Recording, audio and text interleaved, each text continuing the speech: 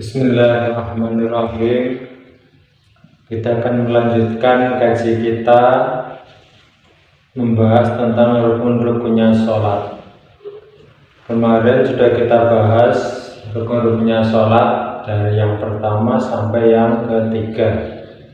Dan sekarang kita akan melanjutkan kaji kita untuk membahas rukun sholat yang keempat, yaitu membaca surat Al-Fatihah. Jadi ketika kita sholat itu wajib hukumnya setiap rakaatnya untuk membaca surat Al-Fatihah. Karena telah tersebut dalam sebuah hadis, qala Rasulullah sallallahu alaihi wasallam, la sholata liman lam yaqra bi Fatihatil Kitab. Rawahul Bukhari wa Muslim. Tidak sah sholat seseorang yang ketika sholatnya itu tidak membaca Fatihatul Kitab, yaitu surat Al-Fatihah. Hadis ini diriwayatkan oleh Imam Bukhari dan juga Imam Muslim. Dalam hadis yang lain juga disebutkan, qala Rasulullah sallallahu alaihi wasallam, La sholata liman lam yaqra bi ummil Qur'an. Rawahu Muslim. Dari hadis ini yang diriwayatkan oleh Imam Muslim dengan lafaz ummil Qur'an, ummul Qur'an. Itu mestinya sama Al-Fatihah. Tidaklah sah sholat seorang yang ketika sholatnya itu tidak membaca Ummul Quran atau surat Al-Fatihah.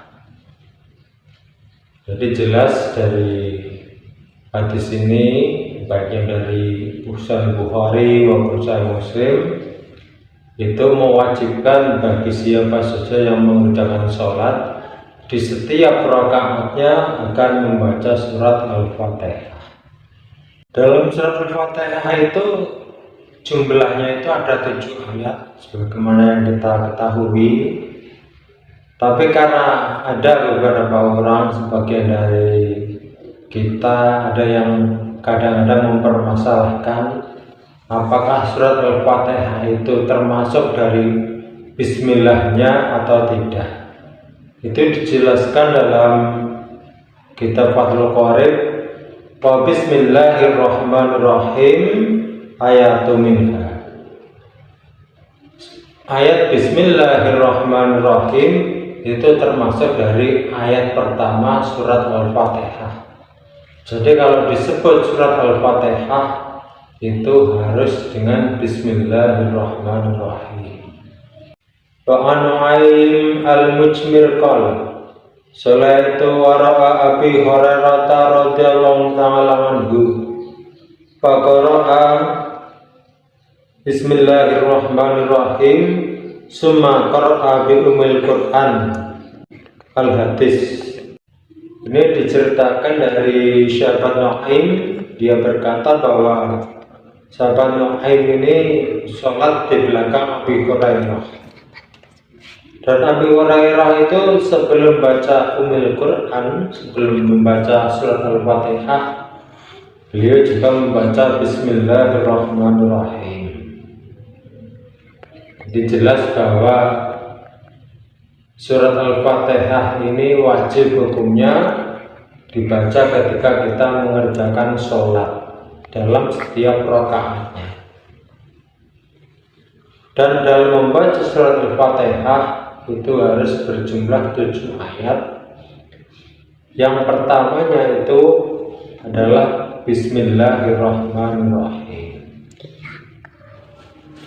Nah, untuk membaca surat Al-Fatihah ini, karena kemarin sudah dibahas bahwa dalam rukun-rukun sholat itu terbagi menjadi 3. Ada rukun qalbi, ada rukun qauli, ada rukun fi'li.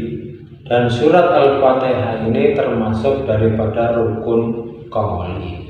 Jadi harus dibaca keluar suaranya, walaupun yang mendengar itu hanya telinga kita sendiri. Jadi nggak boleh hanya di batin, jadi harus kebuka bibirnya, keluar suaranya, walaupun yang mendengar hanya telinga kita sendiri. Dengan kata lain, suaranya itu harus terdengar.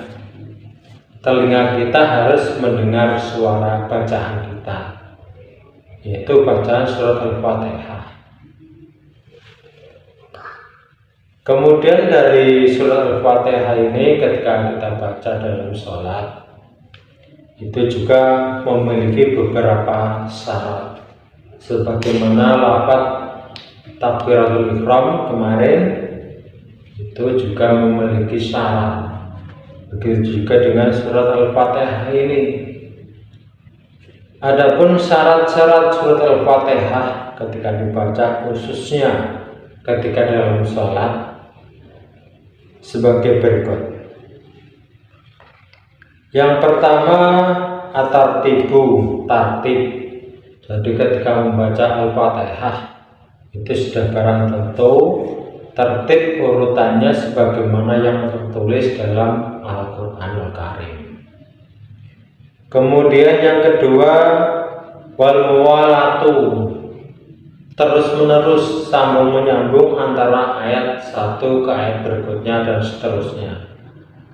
Maka nggak boleh misalnya berhenti dari ayat ke ayat, itu berhenti terlalu lama, nggak boleh, harus sambung menyambung. Kemudian diantaranya lagi, kita juga harus memelihara, dalam artian harus mengeluarkan huruf-huruf surat Al-Fatihah itu sesuai dengan yang semestinya. Memelihara dari huruf-huruf, dari sekian banyaknya huruf dalam surat Al-Fatihah itu sesuai dengan makhraj-makhrajnya. Kemudian juga harus memelihara tasjid yang ada dalam surat Al-Fatihah. Tasjidnya berapa,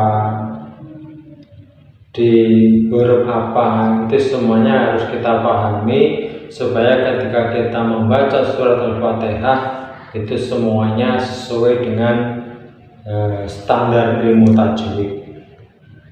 Kemudian yang selanjutnya, ketika kita membaca surat Al-Fatihah itu tidak boleh berhenti terlalu lama, kecuali hanya sekedar untuk bernafas. Kalau terlalu lama itu berarti memutus dari ayat ke ayat lainnya, karena di syarat sebelumnya itu sudah disebutkan bahwa ketika kita membaca surat Al-Fatihah itu harus terus menerus. Makanya nggak boleh berhenti terlalu lama, kecuali hanya sekedar untuk bernafas.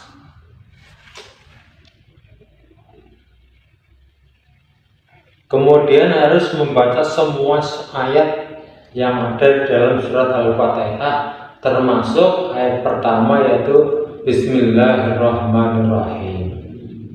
Adapun misalnya ada orang sholat gak kedengeran bacaan Bismillahnya, itu kalau mereka membacanya itu dengan syir, artinya tidak dengan jelas, tidak dengan keras, itu nggak masalah. Tapi yang jadi masalah kalau mereka menghilangkan Bismillah dalam Al-Fatihah, artinya sholat tidak membaca Bismillah, itu yang jadi masalah. Karena menurut kita itu tidak sah sholatnya. Kemudian yang selanjutnya lagi, ketika kita membaca surat Al-Fatihah itu hendaknya dalam keadaan berdiri, bagi orang yang sholatnya itu mampu untuk berdiri. Kemudian hendaknya telinga kita itu bisa mendengar bacaan surat Al-Fatihah yang kita baca. Ya jangan terlalu keras, nanti kalau kita baca jamaah misalnya terlalu keras, kanan kiri kita malah menjadi terganggu. Jadi yang penting itu telinga kita sendiri bisa mendengarkan. Jadi nggak terlalu keras, tapi juga jangan cuma di hati, karena ini rukun qauli, maka harus dibaca. Suaranya itu harus terdengar paling tidak oleh telinga kita sendiri. Ini diantara syarat-syarat ketika kita membaca surat Al-Fatihah. Yang kadang-kadang sering dilupakan itu masalah tasjid. Makanya kita harus benar-benar ketika belum hafal maka harus menghafalkan dengan membuka surat Al-Fatihah, berapa tasjidnya, di mana tempatnya itu harus kita pahami. Karena jika kita hilang salah satu tasjidnya saja dalam membaca surat Al-Fatihah, itu Al-Fatihahnya batal. Kalau Al-Fatihahnya batal, itu sudah barang tentu sholatnya juga jadi batal. Jadi harus dipelajari.